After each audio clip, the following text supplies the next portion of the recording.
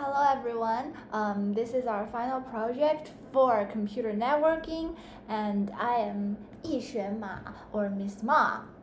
I'm Feiluan Feng. I'm Qiuyi.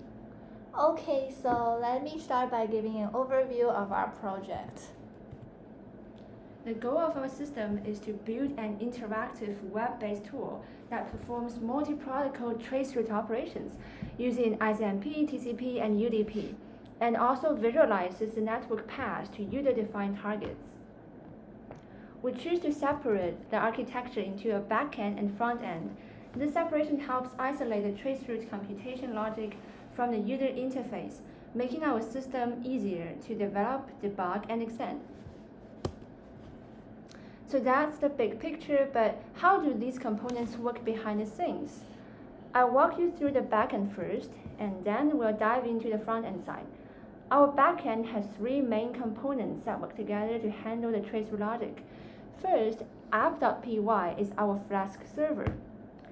It receives the uploaded CSV or TXT files from the front end, passes the IPs and parameters, and calls the traceroute engine. It also tracks progress and returns the final results as JSON. Second, probe.py performs the actual traceroute. It batches and sends multi-protocol probes using SCAPI and runs them in parallel using a thread pool to speed up processing. It also adds geolocation data for each corresponding IP. Finally, parser.py aggregates the raw traceroute results. It calculates average round-trip time and packet loss per protocol and hop, and outputs clean, structured data for front-end visualization. Together, these files form a clear pipeline. App.py handles requests, probe.py runs the traceroute, and parser.py processes the results.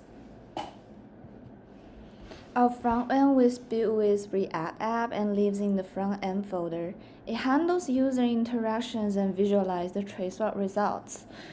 First of all, we have app.js, which defines web pages.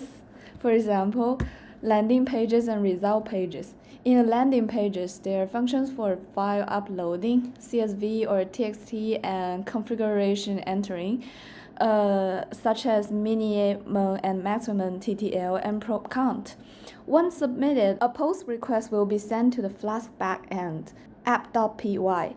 While traceroute runs, the pages will post API progress, which is another API in the Flask server to display a live loading bar. After receiving the results, the result pages will show the traceroute data.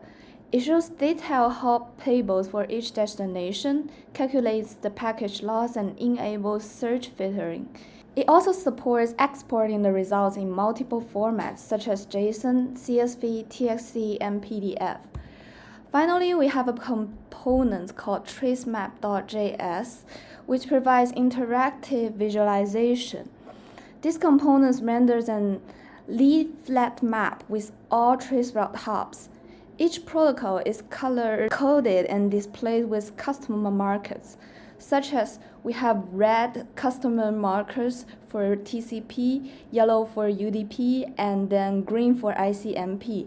And we have destination marker for purple. Users can click to highlight hops or animate the route playback hop by hop, and it also shows a warning if certain hops can be geolocated. For example, it is private IP. Together, these components deliver a user-friendly interface to configure, launch, and explore traceroute results both in tabular and visual formats. Okay, so putting it all together, this is the whole process of what happens when the users are using the web page. So the first page that the user sees is the landing.js, which gets the user upload file and the user configurations of the maximum and minimum TTL, as well as the probe numbers.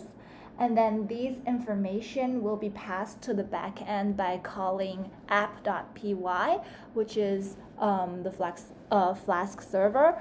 And this app.py will pass the parameters of configuration and the uploaded file to probe.py, which initially performs the trace route.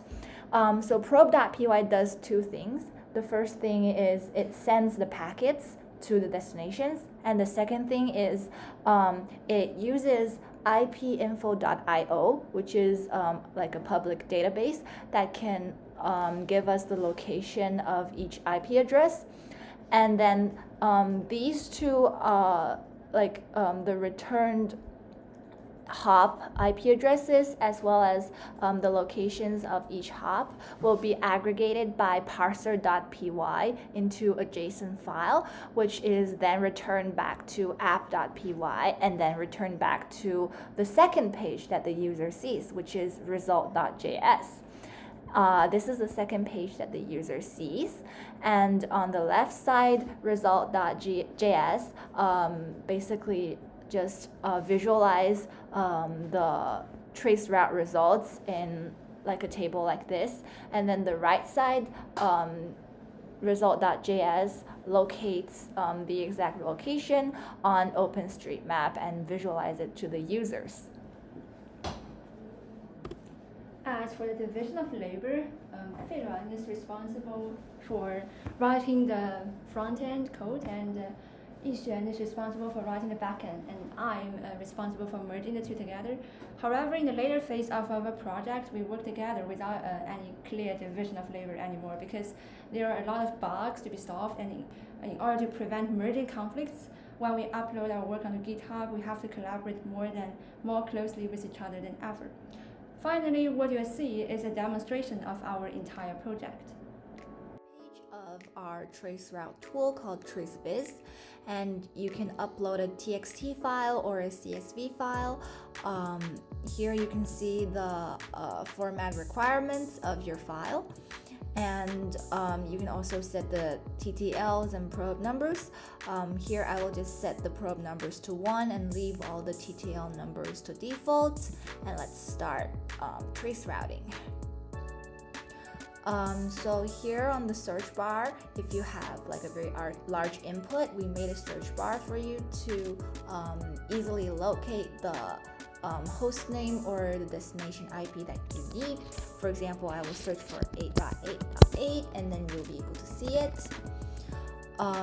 If you click on each one, you'll be able to see each one of the trace route results. And here you can also play for the trace route and locate each destination.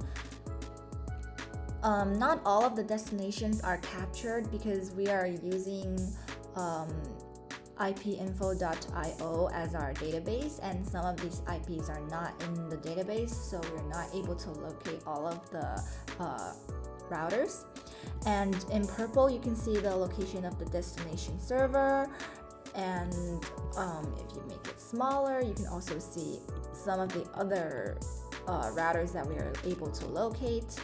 And for the TCPs and UDPs, the loss rate is very high, so most of the packets are lost and timeout, so we might not be able to see them on the map.